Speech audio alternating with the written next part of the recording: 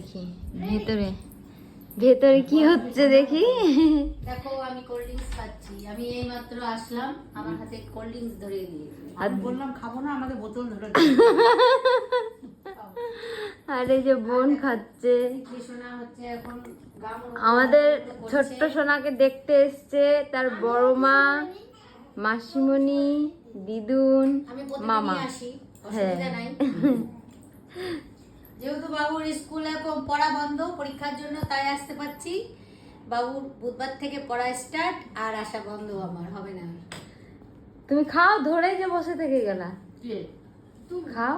খাবো। হ্যাঁ ও মা, খাবা না? খেতেই তো দিলাম। একটু তিতলি বড়িও খাবে, আমার তিতলি সোনা খাবে। এখন এটা হচ্ছে আড্ডার টাইম, গল্প টাইম। আমিও আছি সঙ্গে। চলো সবাই মিলে এখন আড্ডা করি।